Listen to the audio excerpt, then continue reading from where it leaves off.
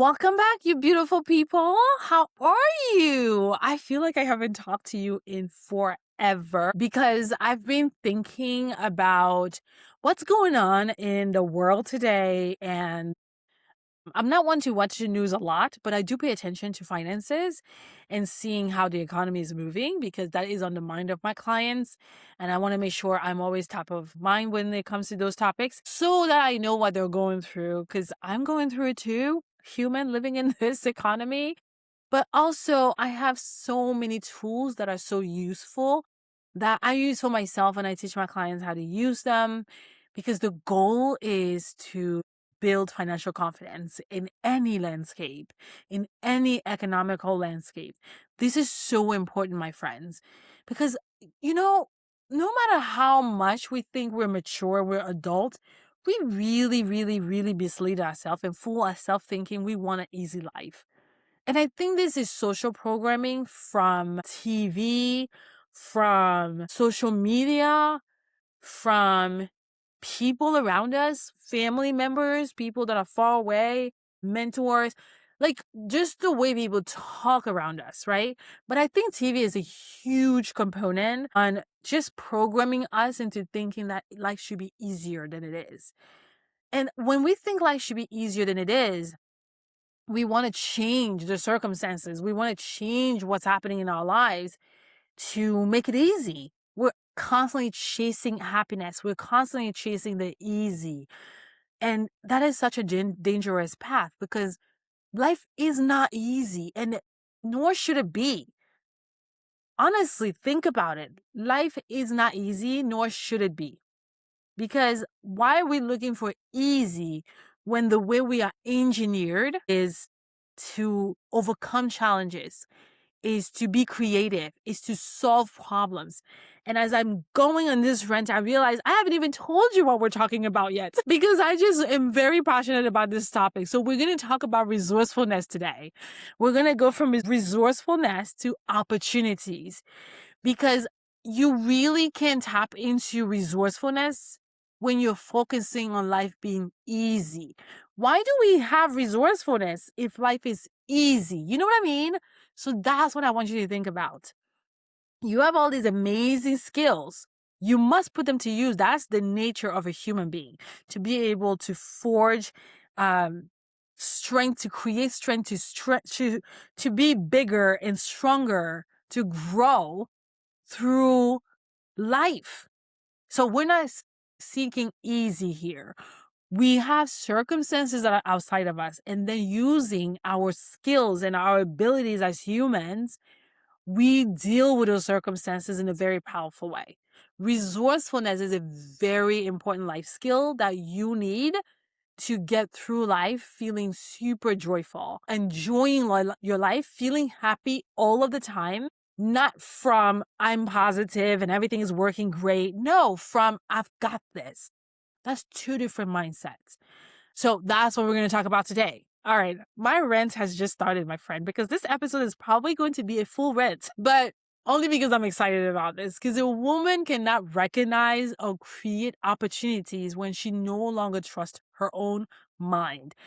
When you focus so much on life being easy, wanting things to be easy, you abandon your own mind.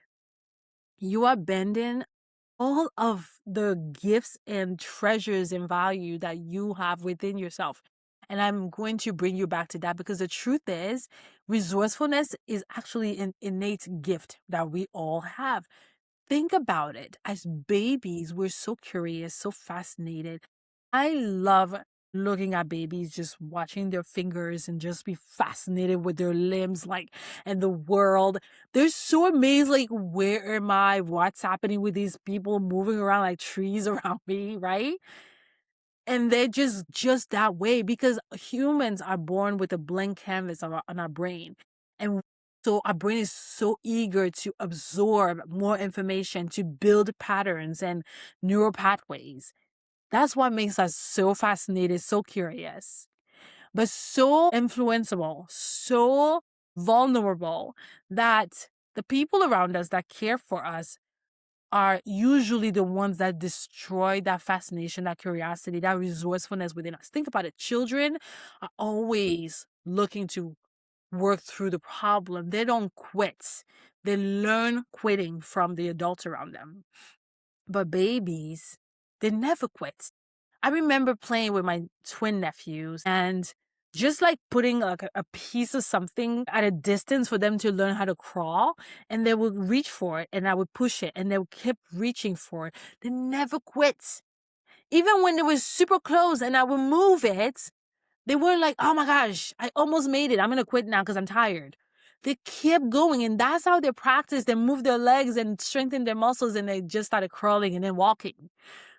You would never see a baby who's like trying to crawl and walk and then falls and quits. No, our brain is like, nah, I've got this. Let's figure it out. Let's keep going until we get it, because we know we're gonna get it. We just know we're gonna get it. But the reason adults don't have it is because it was destroyed at a very tender age. I saw this on social media today, and I actually reposted it because it was so poignant for me. A video of Venus Williams being interviewed at 95. She was 14 years old. This reporter asked her about the game, and she was saying how confident she was. Her face was gleaming with just that. It was like radiating from the passion of the game, her trust in herself, her ability. She had so much evidence at that age already how capable she was, but like that's how her father raised her. So she's speaking and you can just drink that confidence from her. And he keeps asking her about it with this face of like doubt, right? And she kept repeating it, but you could see he wasn't questioning her, asking her to explain from a place of passion. He was destroying her confidence. He was destroying that certainty. He was questioning her certainty. Her father jumped in and like told him, dude, you've already asked so many times. She's answered. This is how you people destroy children's confidence. I love that. She didn't lose it. This is the reason why she's an amazing tennis player. She's an amazing athlete. She didn't lose it because she has someone to protect her. But how many of us didn't get that opportunity to be protected, to protect our ambition, our resourcefulness, our passion for life, our fascination and curiosity? It got destroyed at such a tender age because we were told that we shouldn't be so curious, right? That we should focus on our place in the world. We were either criticized for being curious. I know for sure I was. How many people told me how curious I was, and it was such a bad thing. I asked so many questions, and I'm so grateful. My parents were never the ones to tell me that I was too curious. So that allowed me to keep that with me till today. I still ask tons of questions, and that is such a beautiful thing, right? But I know that for myself. I was very inquisitive and I was so annoying to the adults around me. And so that could have brought some shame. But like I said, my parents protected that. So, but in other things, I wasn't protected. Like I remember being given a grocery money, lost it. We never talked about it. And I know this was my parents' way of protecting me from maybe the shame or the guilt of losing money. So I was just given more money and I went grocery shopping. We never discussed the event so that I could learn something from it. So that's the reason why I grew up with the idea money is not that important. Because there are so many things in my past where money just wasn't given the attention it deserved. So it's these little things that we do inadvertently sometimes, and sometimes we do it on purpose, trying to stifle the spirit that it feels scary in a child. And then we lose that resourcefulness that's within us. We're taught to be afraid of failure. We're taught to shut down our emotions. We're taught to follow the crowd, to do what everyone else is doing, to stop trying to be different, to stand out, right? And so when we start to listen to that, it destroys who we are from within. So as I mentioned, the story with Venus really struck a chord inside of me because he wasn't questioning her prediction of the game. He was questioning her certainty. And so I wanted to turn that back to you. How many times have you been doubted when you were certain of what you knew within yourself? How many times have you been interrupted and not allowed to speak your mind? or corrected even though you said what you knew was the truth, or even mocked for your original ideas, or minimized for your grand plans, your creative brain, or being overprotected like my parents did from love, right? And then we also are conditioned to hesitate, to question. And what's so interesting, this turns certainty to become a dangerous thing over time. This is where we lose that resourcefulness. At that moment where we are told through various ways of communications that certainty, confidence, curiosity, and fascination are dangerous. Because resourcefulness requires experimentation, risk, self-trust, wrongness, being wrong, admitting that you're wrong. Like I said, when children are experimenting, they don't let the wrongness of the experiment tap into their self-worth. They're not thinking, if I can't bake a cake, that means something is wrong with me. They're thinking, I need to read the recipe better. I need to try a different ingredient. Being resourceful demands creativity, possibility. And so when we don't have this, we don't cultivate, we don't have this ability to be resourceful, it affects us financially. When we look at the economy today, and when prices go up, the economy is always changing. We forget that we have the skill or the capacity to adapt. Adaptability is one of the most important life skills, which turns into resourcefulness. So instead of teaching people how to think creatively and respond powerfully to life circumstances, society has normalized helplessness, chronic complaining, passivity, fear cycles. And when that is normalized, women become disconnected from their resourcefulness. And when a woman is disconnected from her resourcefulness, she turns to overconsumption, seeking endless advice from other sources, outsourcing decision making, depending on external validation. The noise that we're talking about, this is it. Instead of listening to your own voice, turning within to know what you're saying, what's true for you, that was destroyed a long time ago. So now you start to think everyone else around you knows better. So you need a mentor. You need to listen to one more training. You need to ask one more person what you should do.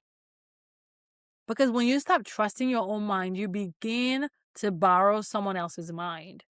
There's no alignment in you living your life based on someone else's mind.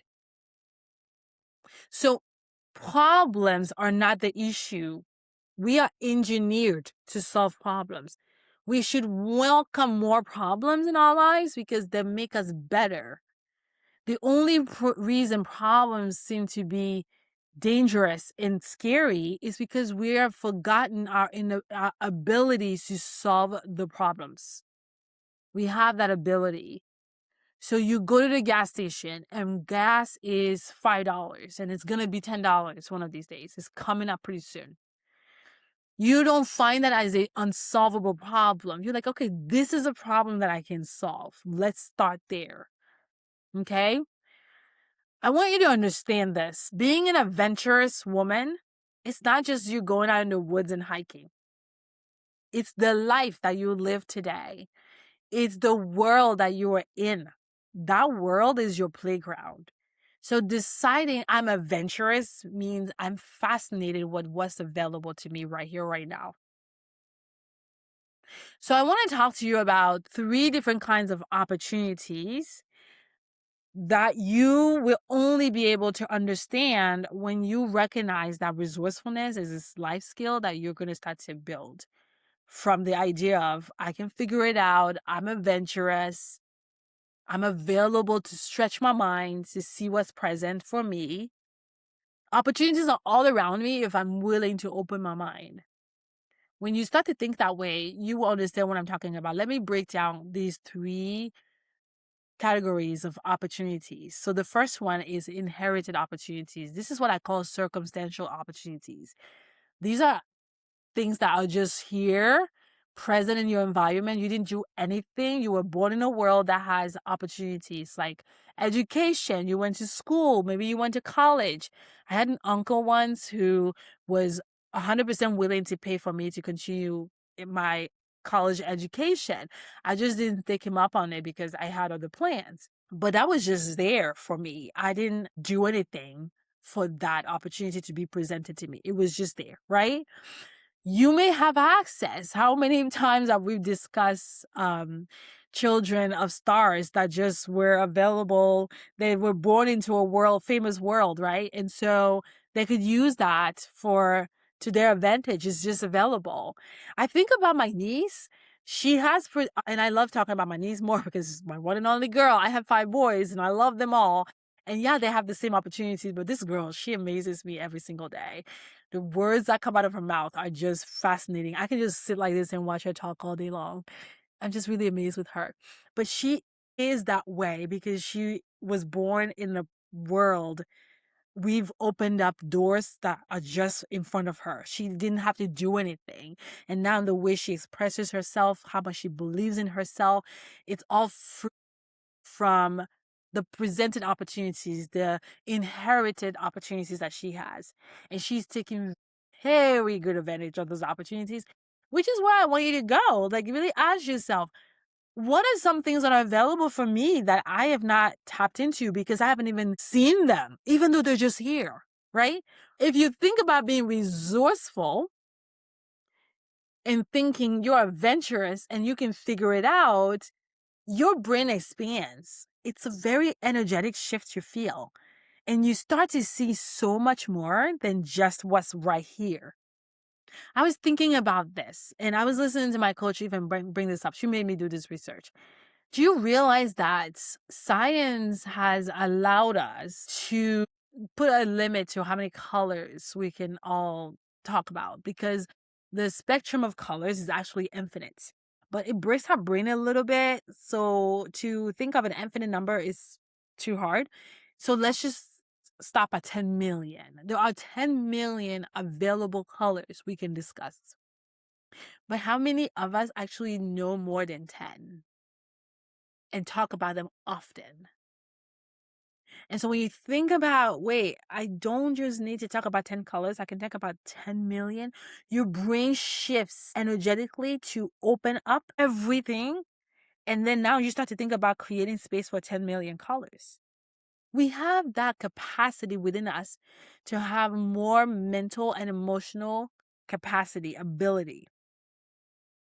There's an episode of this podcast that I recorded talking about the power within our brain, where we're so programmed to think we're only using 10% of our brain's capacity, which is so fascinating. How do you measure that? How do you measure 10% of your brain's capacity? Like, really? And that idea is just very limiting because if you think about telling yourself only 10%, you already think, oh, I'm supposed to have 100%, but I only can tap into 10%. So really my brain is limited. But my friend, let's flip that. Your brain is actually limitless. And so if you think about how limitless your brain is, inherited opportunities are right here in front of you. That's just category 1. And if you really tap into that, what is available for you that you haven't really touched? So think about that. The second category is discovered opportunity. These are found opportunities. These are opportunities that you encounter because you stayed curious, you heard an idea, maybe someone offers you that idea, somebody maybe opened up an opportunity to you and you went into it. This category requires openness and creates an initiative. So for instance, I was at an event one day and I met one mentor from a nonprofit organization called SCORE. They help entrepreneurs build their businesses. They offer mentorship. I love this nonprofit. It's one of my favorites.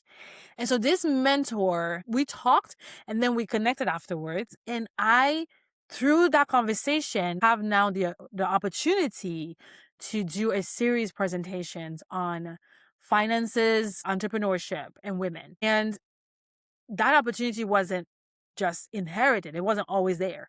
I had to get to the event. I met this person, I had a conversation with him, and that sparked the idea, and the collaboration was born. What is available in your space, your network that you could tap into that you haven't? What conversations are you having every single day? This is really important when it comes to this economy that we live in, where things seem like they never can improve. They're only getting worse. They're only getting worse because that's the lens through which we're looking at them. If we flip that and ask ourselves, what is available here that I haven't looked at?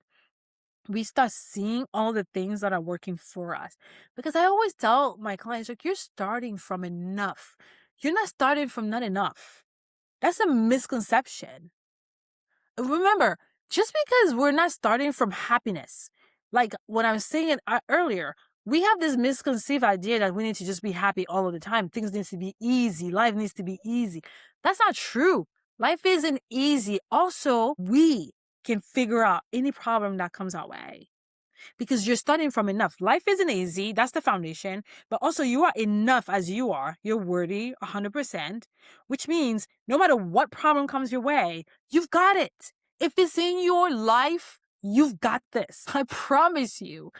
Everything around you is here to teach you the lesson of you've got this.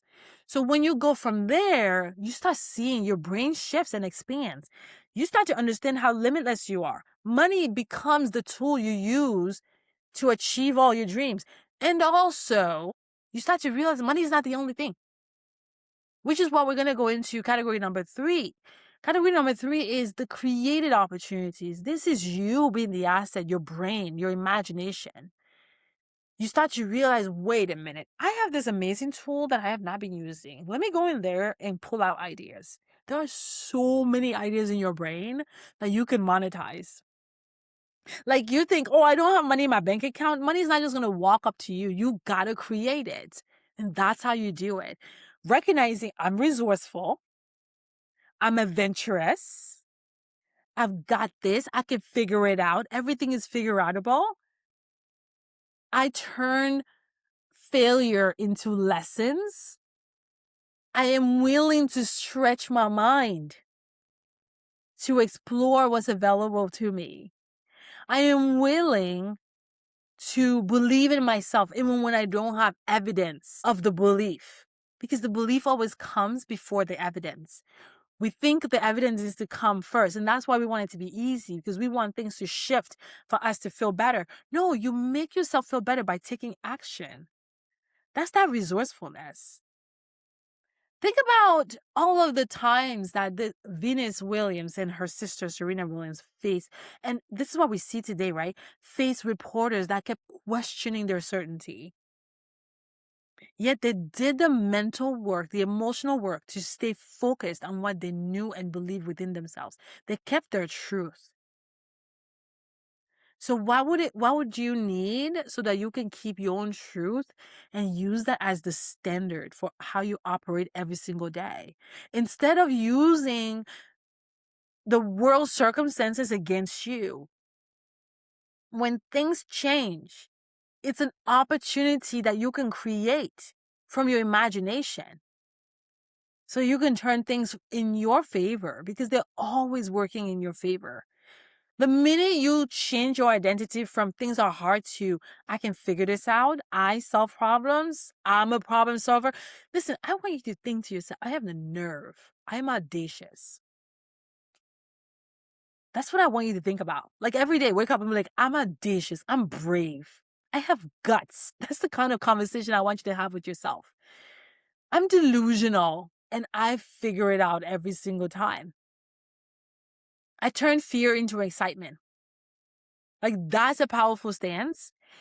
You only get to this place when you recognize that resourcefulness was always there. You just needed to uncover it.